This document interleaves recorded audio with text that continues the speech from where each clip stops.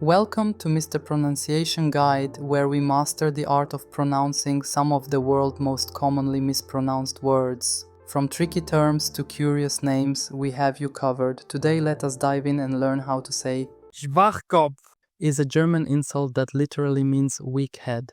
It's used to call someone an idiot or a fool and is generally offensive.